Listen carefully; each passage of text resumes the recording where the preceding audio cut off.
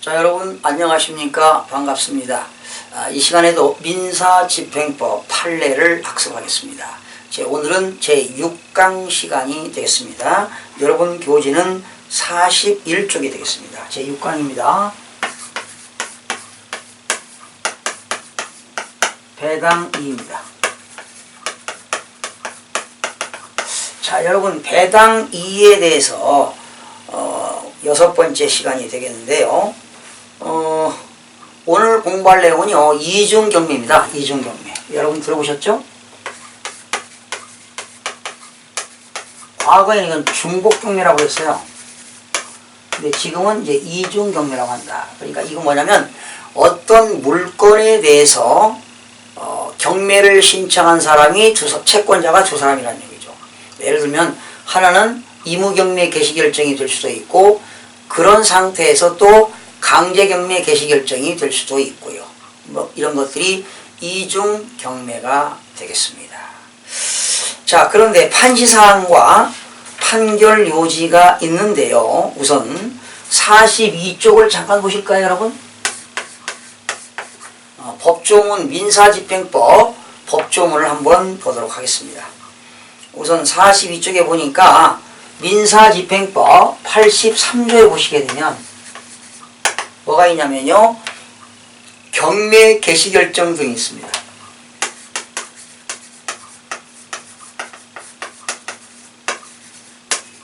경매 개시결정. 이게 무슨 말일까요? 자, 여러분 채권자가 옛날에 이런 공부해 봤을 겁니다. 채권자가 법원에 가서 의무경매 신청을 하거나 강제경매를 신청하게 되면 법원에서는 그 사무관이 이것이 합법적으로 경매가 접수가 되었는가를 판단해서 합법적이라고 한다면 이 법원 사무관이 등기소로 촉탁합니다. 그러면 등기소에 있는 등기관은 그 매각 물건 부동산에다가 갑부에다가 강제경매 개시결정 기입등기, 의무경매 개시결정 기입등기가 올라갑니다. 갑부에. 그렇게 되면 그 물건은 압류 효력이 발생합니다. 이것이 바로 경매 개시결정이 된다는 거죠. 83조에 나와 있습니다. 83조 5항까지 나왔는데 한번 살펴보겠습니다. 1항 보시죠. 경매 절차를 개시하는 결정에는 동시에 부동산의 압류를 명하여야 한다. 그렇죠? 이렇게 경매 개시 결정이 되게 되면 압류 효력이 발생합니다. 2항, 압류는 부동산에 대한 채무자의 관리 이용에는 영향을 미치지 아니한다. 이게 무슨 말일까요? 자, 채권자가 채무자의 물건에 대해서 경매를 신청해서 등기부 갑구에 강제경매 개시결정, 의무경매 개시결정이 되었다 하더라도 그 채무자는 그 매각 부동산에 대해서 관리, 이용에는 전혀 아무런 영향을 미치지 않는다. 결과적으로 관리할 수 있고 사용할 수 있고 이용할 수가 있다는 내용이죠. 그 다음에 사항 한번 볼까요? 사항. 압류가 되게 되면 채무자에게 그 결정이 송달될 때, 그러니까 채권자가 경매를 신청하게 되면 법원에서는 이 물건이 경매 개시결정 기입등기가 되었다고 법원에서는 채무자에게 통보하도록 되어 있습니다. 그래서 거기 압류는 채무자에게 그 결정이 송달될 때 또는 등기가 될 때 효력이 생긴다. 그러니까 갑구에 강제경매 개시결정 기입등기, 의무경매 개시결정 기입등기가 되게 되면 압류 효력이 발생하게 되는 겁니다. 또 5항, 이렇게 강제경매 개시결정을 기각하거나 각하할 때 재판에 대해서 뭐 할 수 있다? 즉시 항고할 수도 있습니다. 강제경매 신청을 기각하거나 각하하는 재판에 대해서는 뭐 할 수 있다? 즉시 항고할 수가 있습니다. 이게 무슨 말이냐면 강제경매를 신청했는데 법원에서 기각을 시켰습니다. 그렇다면 뭐 할 수 있다? 기각한 사건에 대해서 즉시 탐구할 수가 있습니다. 87조가 바로 뭐냐? 압류의 경합입니다. 바로 이것이 뭡니까? 이중경매라는 얘기입니다. 압류의 경합이 이중경매가 된다는 겁니다. 1항 볼까요? 강제 경매 절차 또는 담보권 실행을 위한 경매 절차를 개시하는 결정을 한 부동산에 대해서 다른 강제 경매의 신청이 있을 때는 법원은 다시 경매 개시 결정을 하고 먼저 경매 개시 결정을 한 집행 절차에 따라서 경매한다. 이게 무슨 말이냐면요. 그러니까 어떤 물건에 대해서 채권자가 의무경매를 신청했고 또 다른 채권자가 의무경매를 신청했던 다른 채권자가 강제경매를 신청했던 간에 이 집행, 그러니까 경매 개시 결정 순서에 따라서 경매 절차를 진행한다 이런 얘기입니다. 2항 볼까요? 먼저 경매 개시 결정을 한 경매 신청이 취하되거나 그 절차가 취소될 때는 법원은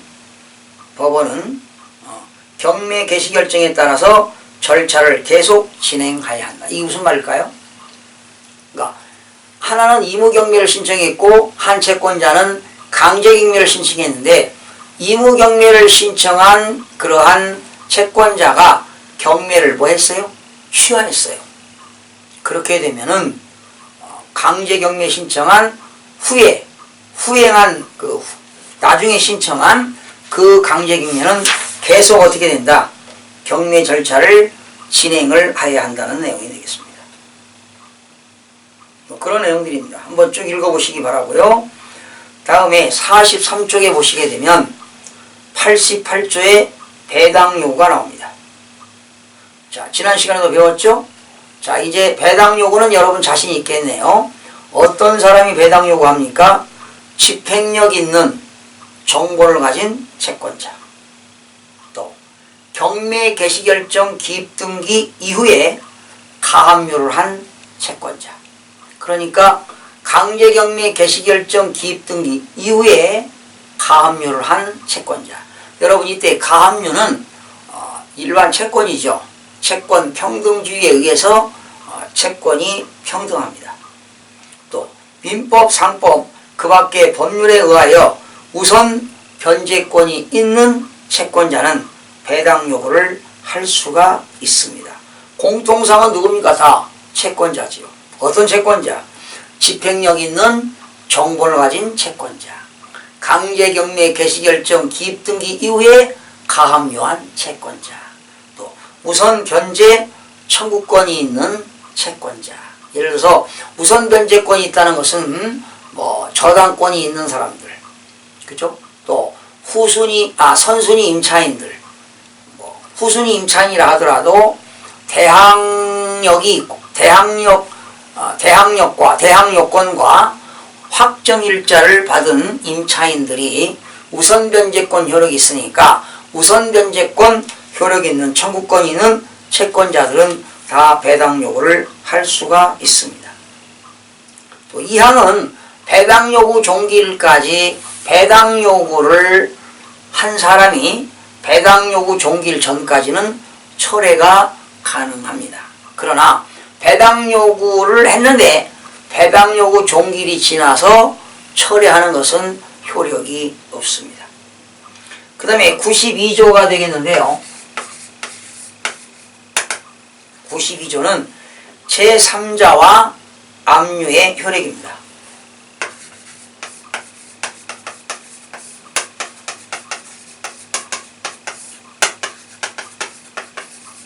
제3자와 압류의 효력입니다. 제3자는 권리를 취득할 때, 제3자가 어떠한 권리를 취득할 때 경매 신청, 압류가 있다는 것을 알았을 때는 압류에 대항하지 못합니다. 여러분, 가압류가 있고 강제경매 개시결정 기입등기가 된 이후에 그 내용을 알면서도 제3자가 권리를 취득했을 때는 압류에 대해서 대항을 못하기 때문에 그러한 권리를 취득한 것이 소멸되겠죠. 그런 내용입니다. 2항은 뭘까요? 부동산이 압류채권에 의하여 의무를 진 경우에는 압류한 뒤 소유권을 취득한 제3자가 소유권을 취득할 때 경매 신청, 압류가 있다는 것을 알지 못하였다 하더라도 경매 절차를 계속하여 진행하여야 한다. 이것이 뭡니까? 전 소유자의 가압류입니다.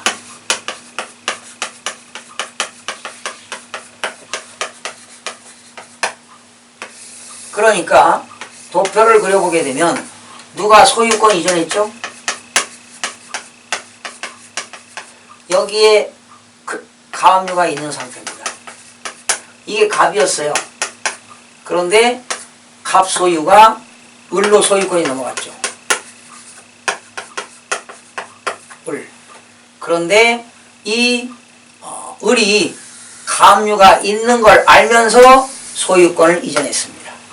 이때 이 소유권자는 가압류권자의 대항을 할 수가 없습니다. 그러면 이 가압류, 전 소유자의 가압류권자가 경매 신청할 수 있나요? 있습니다. 그렇게 되면 이 을은 소유권을 상실하게 되는 것입니다. 자, 이렇게 해서 민사집행법 조문을 한번 읽어봤고요. 자, 다시 앞을 보실까요? 41쪽입니다. 배당 2 판시사항입니다. 잘 보세요. 자, 이중 경매 개시 결정 후. 자, 도표를 한번 해볼까요?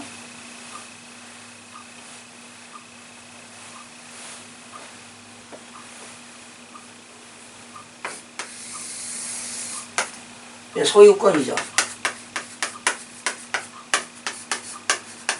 여기 뭐 근저당권도 있고요. 여기 근저당권도 있고 가압류도 있고 가압류도 있습니다. 그런데 이분이 경매를 신청했어요. 의무경매.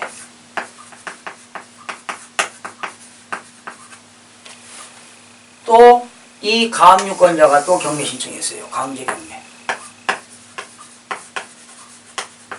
이렇게 한 물건에 대해서 의무경매, 강제경매 이렇게 경매가 두 건이 신청됐습니다. 과거 이것을 중복경매라고 했는데 지금은 이런 것들을 뭐라고 한다? 이중경매라고 한다. 이중경매.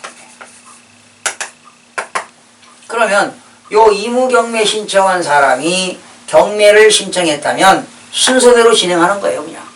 그런데 만약에 의무경매가 취하가 됐다면, 경매가 취하됐다면 강제경매는 계속 어떻게 된다? 진행이 된다는 것입니다.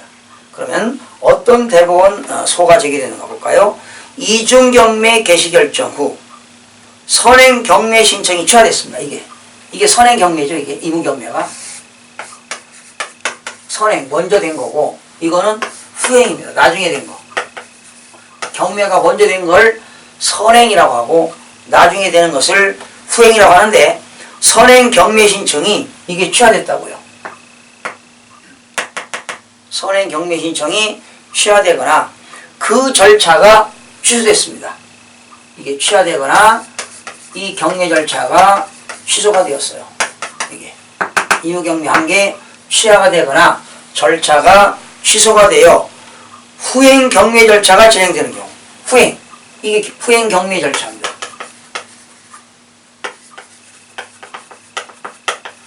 후행. 강제경매. 후행 경매 절차가 진행되는 경우 선행 경매 절차에서 배당 요구 효력에 대한 그렇죠? 그러면 이 선행 경매가 진행될 때 배당 요구 했을 거 아니겠습니까? 그렇죠. 그러면 후행 경매가 된다 하더라도 배당 요구를 또 해야 되느냐 하는 겁니다. 그래서 거기 보세요. 배당 요구 효력의 대상 부동산에 대한 처분금지 효등 압류의 일반적인 효력이 포함되는지 여부. 소극이라고 나왔죠? 조금 여러분들이 이해하기 어려운데요. 자, 여기다 이렇게 보시면 됩니다. 먼저 선행 배당 요구 효력이 선행 배당 요구 효력이 후행 경매 절차를 인정하는가? 그죠? 선행 좀 어렵네요. 선행 먼저 이루어진 선행 배당 요구 효력이 후행 경매 절차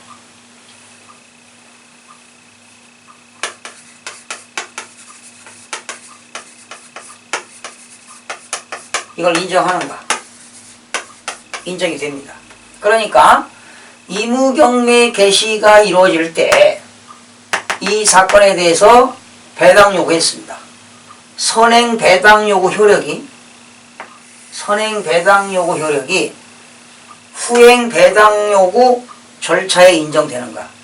그러니까 선행 임의경매가 이루어질 때 배당 요구한 사람은 후행 강제경매에서 배당 요구를 하지 않아도 인정이 된다는 겁니다. 이해가 되셨나요? 인정이 되고, 그 다음에 부동산에 대한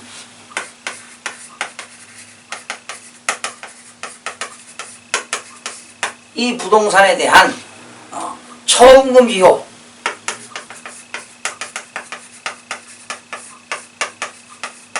이건 인정이 안 된다는 겁니다. 이 부동산에 대해서 처분금지는 효는 인정이 안 된다는 겁니다. 처분금지효 거기 나왔죠. 배당요구 효력은 인정이 되지만 부동산에 대한 처분금지 효 등 압류의 일반적인 효력이 포함되는지 그랬는데, 요거 부동산에 대한 처분금지 효는 인정이 안 된다는 거, 요걸 기억하시면 되겠네요. 자, 판결 요지는 한번 읽어볼 필요가 있습니다. 같이 한번 읽어보실까요? 강제경매 또는 담보권 실행을 위한 경매 개시 결정을 한 부동산에 대하여 저당권 설정 등기가 이루어지고 그 후 다른 채권자로부터 또다시 강제경매 신청이 있어 이중 경매 개시 결정을 한 경우에, 거기까지죠. 이거죠. 임의경매가 이루어지고 강제경매가 이루어진 후에 선행 경매 신청, 이거 선행 경매 신청이 취하되거나 그 절차가 취소되어 법원이 민사집행법 91조 1항 규정에 어긋나지 아니하는 한도 안에서 후행 경매 개시 결정에 따라 경매 절차를 계속 진행하는 때에는 이 저당권 설정 등기는 후행 경매 개시 결정에 의한 압류에 배항할 수 있다. 한편 이와 같이 이중 경매 개시 결정 후 선행 경매 신청이 취하되거나 그 절차가 취소될 때는 후행 경매 신청인을 위하여 그때까지 진행되어 온 선행 경매 절차를 인계하여 당연하게 경매 절차를 속행해야 하고, 선행 경매 절차의 결과는 후행 경매 개시 결정에 따른 경매 절차의 유효한 범위에서 그대로 승계되어 이용된다.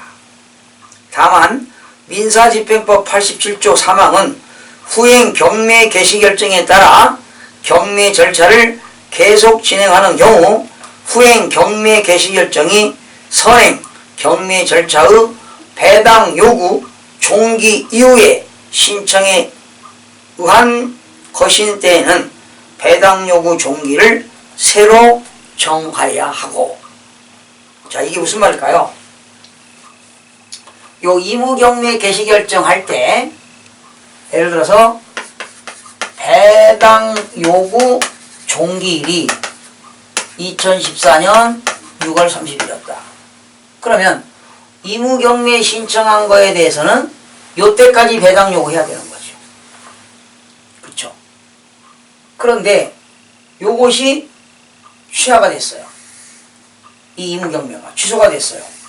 그래서 임의경매 개시 결정이 배당 요구 종기일이 지나서 좋아 7월 20일 날 배당 요구했다. 그러면 이거는 배당 요구 종기일이 지나서 배당 요구한 건 인정이 안 되겠죠. 그런데 이 선행 의무 경매에 대해서 경매가 취하되거나 절차가 취소되었다면 이 후행 강제 경매에 대해서 다시 배당 요구 종기일을 다시 지정하기 때문에 이들은 선행 배당 요구 종기일이 지나서 배당 요구를 했다 하더라도 당연히 인정이 되어야 된다는 사실입니다. 그런 얘기입니다.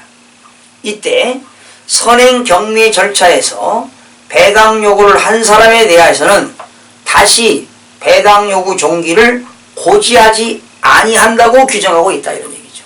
그러니까 이 선행 의무경매 개시결정에 대해서 배당 요구 종기일까지 배당 요구를 했다면 다시 배당 요구를 한 배당 요구 종기를 고지하지 않아야 된다는 거죠.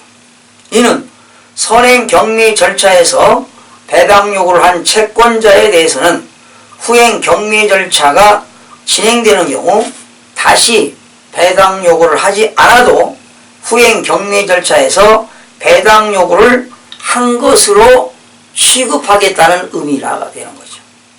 그리고 선행 경매 절차에서 한 배당 요구의 효력이 후행 경매 절차에서 인정된다고 하여 그러한 배당 요구의 효력에 대상 부동산에 대한 처분 금지효 등 압류의 일반적인 효력이 포함된다는 뜻은 아니다라는 거죠. 이게 무슨 말일까요? 그러니까 선행 배당 요구 효력은 후행 경매 절차에 인정한다는 거죠. 그죠? 다시요. 선행 의무 경매 신청한 거에 대해서 배당 요구를 한 효력이 나중에 경매 절차에 인정한다는 거죠. 이건 인정이 되는데 부동산에 대한 처분금지효는 인정이 안 된다는 대법원의 판례를 소개해 봤습니다. 자, 오늘은 이중경매인데요. 보통 일반인들이 물건에 대해서 이중경매가 나오면 두려워할 필요는 전혀 없습니다. 이중경매가 되면은 먼저 경매가 진행되는 순차적으로 경매가 진행이 되고 배당도 절차를 받게 되기 때문에 전혀 두려워할 필요는 없습니다. 과거 이런 것들을 중복경매가 그랬는데 현행 집행법에서는 이중경매라는 용어를 사용하고 있습니다. 자, 이렇게 해서 오늘 이 시간에도 배당 2에 대해서 살펴봤는데요. 핵심은 뭡니까? 선행 배당 요구를 한 사람은 그죠? 그 효력이 후행 경매 절차에도 뭐 한다는 거예요? 인정이 된다는 것입니다. 또한 후행 만약에 선행 경매 절차에서 배당 요구를 했는데 만약에 의무 선행 의무 경매가 취하가 되거나 절차가 취소된다 하더라도 후행 경매 절차를 계속 배당 요구한 것으로 인정을 해준다는 겁니다. 또한 후행 경매 절차에서 다시 배당 요구 종기일이 지정된다면 선행 경매에서 배당 요구 종기일이 지나서 배당 요구한 사람도 인정을 해주겠다는 대법원 판례가 있네요. 자, 이렇게 해서 오늘은 6강 시간을 마무리해 봤습니다. 여러분 다음 시간에도 배당 이유에 대해서 다시 한번 정리를 해보도록 하겠습니다. 여러분 수고하셨습니다.